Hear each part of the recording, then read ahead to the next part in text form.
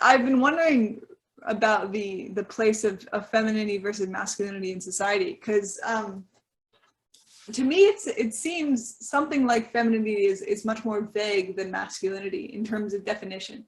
I mean, I'm not sure if you agree with this, but that masculinity is like, you know, I go out and build things, I fight against people, competitiveness, you know, things like that. And femininity, I think my current idea is that femininity is somehow a connector. So like we connect, you know, if you think about like, I think about this, about what feminism has done against femininity in the recent century. And it's something like, well, women actually used to stay at home. We used to be stay-at-home wives.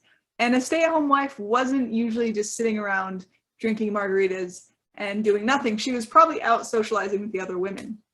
And that created quite a dense network, you could say, of its own female hierarchy. And if your husband was a Republican and the neighbor was a Democrat and you got along with her wife, you'd probably just have them over all the time for dinner. And I think there could have been a lot more cohesiveness because of that. And interesting point. I think women are often the cultural leaders of society as well. Like, women are often the ones who are vegetarians or vegans. I mean, obviously you're an exception, but I think first, yeah, but I'm soft. First it's the women, though. Just like in a nightclub, first the women come and then the men come. Like, you know, you do ladies' night. There's no shortage of the ladies' night. Oh, yeah. But honestly, yeah, I mean, this is a fascinating topic. And as I said right back at the start, my kind of philosophical awakening started not entirely, but largely in the gender space. So those sorts of issues never really ceased to be far from my thoughts. I didn't say that very efficiently, but yeah. It's tough because, I mean, there's a lot, I mean, I could talk about this for days. But the male identity, what are you? You're like a sort of like a good, let's say, good soldier fighting within the system. Or you're out there on the land or something like that, making things, creating, I was talking about this with another friend recently, or else you're sticking it to the system. You're the iconoclast, breaking everything. But the thing is, this is why I got into feminism as well, is it's kind of unfair, because if you're a good man, not even a good man, I mean, if you play any of those roles, you get status. If you're normal as a man and you do it well, you get status. You know, if you're a sort of a good earthy sort of farm on the land hunter type, great, you get status.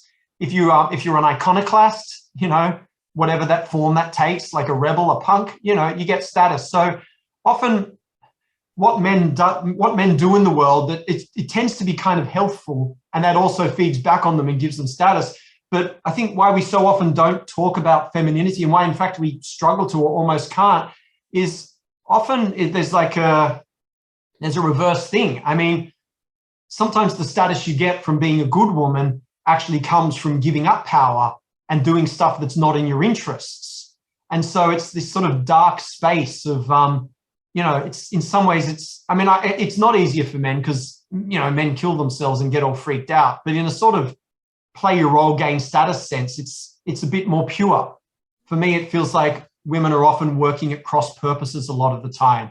I mean, you gain a huge amount of status by being beautiful, vast amounts of status. And in some ways, it's really easy status, because for a man, you often have to work really hard for a very long time to produce something to gain status. To be beautiful, you know, once you work out how to do it, it's very easy to gain status. But at the same time, it's injurious, because beauty, I mean, is kind of eroticized submission in many ways. And so you then embrace that, you gain status by giving up status. And so for me, it's like, there's a lot of, and I mean, I'm only just scratching the surface here, but there's a lot of just really tough discussions which society will not have about any of these things. So yeah, like, it's sort of fascinating. As you say, femininity is not well defined. And what I just said then is only just a tiny, you know, that's sort of the first thought that came to mind. There's just so much else to be said. Yeah. And your looks fade as well. So your status fades over time. Although there are in some cultures matriarchs, and I in this culture now, women can gain status through masculine pursuits. And in other cultures, I'm sure there were matriarchs that were very high status as well. And so it's interesting, even anyway, just calling them masculine pursuits, because I mean, you know, making something of yourself in the world, it's traditionally been masculine, but it's a pretty, I don't know, it's a pretty straightforward activity, really. Yeah, I don't know, like I just don't know what else to call them. I'm not No, okay, saying yes, that's a realm sorry. only for Yeah. men. It's more, Yeah, but yeah. it's good to define Fair it. enough. That's the university Fair lecture enough. defining something. Because Sorry. if somebody were to, don't be sorry. Like if somebody were to listen to this and I said that, they might, I have an assumption of what that word means to me, but that person doesn't. And so you saying that was really helpful. Okay. But like you could say external pursuits, perhaps, like making money of and like creating things, I guess. But anyway, what you kind of reminded me of when you said women's status often comes from kind of submission was this book that I read about a year ago called The Surrendered Wife, which is a very triggering title for a lot of people. But it's a pretty good book. It's about how to be a good like wife, I guess, or a girlfriend. Oh, yeah. oh, Jesus. What? That's trouble. It's trouble. It is. It's a lot of trouble. It's sure to trigger a lot of people. But like what I say when I first of all, I barely recommend it to people. When I do recommend it to someone, it's because they absolutely want this sort of thing and they're looking for this sort of thing. And it's the way I choose to live my life. I'm not saying anyone else should go and buy the book, right? It's like everyone has their own relationship dynamics and I have my own opinion on what works. But like some of the advice was there was like, don't criticize your husband. And, you know, I don't take it literally. Like, I think there's times when you should criticize, but oh my God. What it said to me was like, maybe I thought about it myself and it was like, maybe I'm criticizing way too fucking much. Like I can scale back the criticism 90% and we're still fine. And actually, I guess the overall purpose of this book, the kind of overall idea was something like, the woman we have incredible power in terms of creating a culture at home. And so, you know, you have kids, you have a husband, and either other relationships too, lesbians, non-kids, whatever, but I'm just saying a husband and kids for this topic. And while your husband is, he's out working, you probably are too, but somehow the feminine energy is kind of reflective. And so I've found after reading this book that whatever energy I project to Elliot, he'll kind of give back to me in a certain way. And yeah, if I am very supportive and loving and not critical when I don't need to be, then he actually feels better about himself and then more things get done anyway. Like it seems like somehow the idea is kind of like if you have a man and you're constantly demeaning him, well, you're the person who loves him the most. You're his closest person. And so his brain is saying, well, the person closest to me thinks I'm a piece of shit.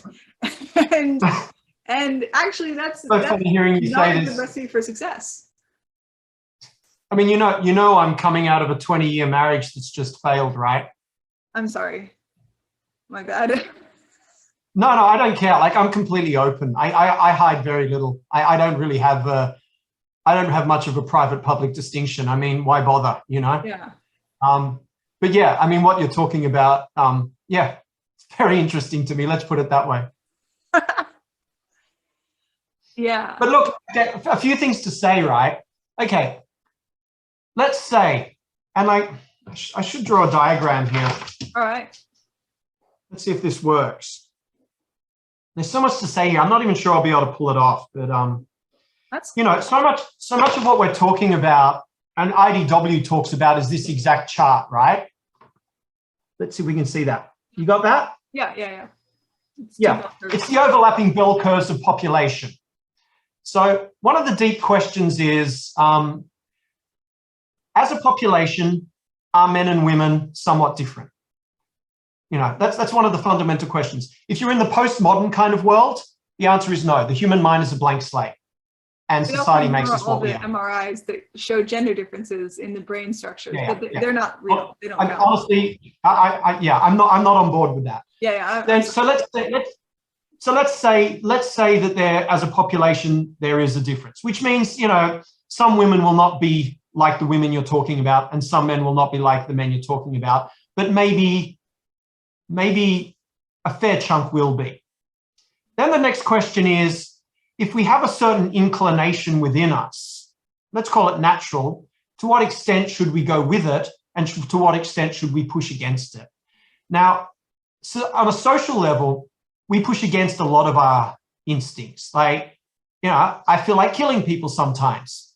And, you know, partly you think, well, it'll be really cool when the apocalypse comes around and there isn't any law, because then I can really go after my enemies. You know what I mean? You know, we all have these thoughts, right? But the rule of law means that I don't go around hurting people just because the inclination comes to me.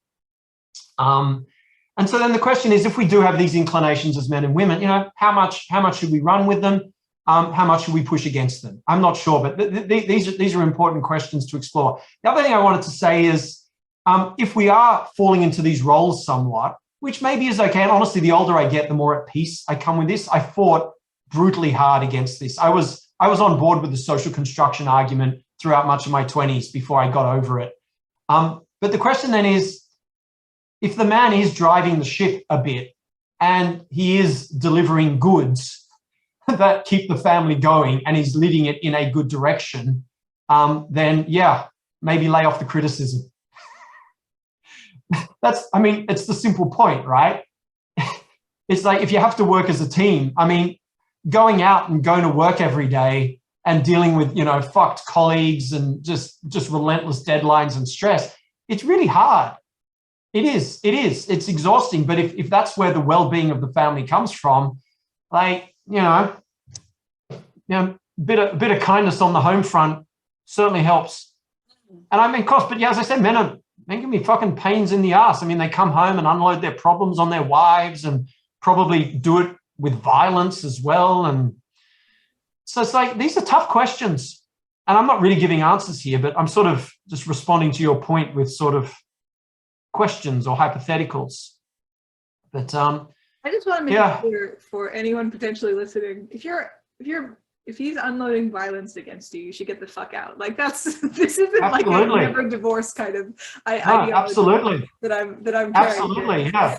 Like, so, but I mean, these what we're talking about, I mean, why we struggle so much as a society with almost everything is so much of the time we're talking about 70-30, 80-20, 60-40, you know? Like I say, I'm on board with men being 70% bad, you know, women being 30% bad. I think that's probably a pretty good summation. The trade-off is that perhaps whatever drives the bad also leads to other goods. I mean, there's all sorts of complexities. So it's like, when men swing too far into the bad realm, then the woman should criticize or indeed get the fuck out. The question is whether the man is swung too far into that realm or is just struggling a bit or whatever, you know, just working, in which case, you know, cutting a bit of slack at home is a good thing. I don't know. It's difficult settings.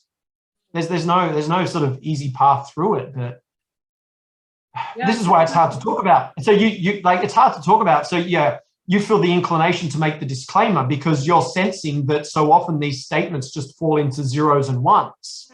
Yeah. But they just don't. Everything's just in this funny kind of gray area. And like I say, tied up with these questions of whether we actually have, you know, say 2 out of 3 of us fall roughly in the middle of certain biological inclinations, in which case maybe it's useful to recognize that and go with it, not fight it. But I don't know. Maybe we should fight it. I don't know.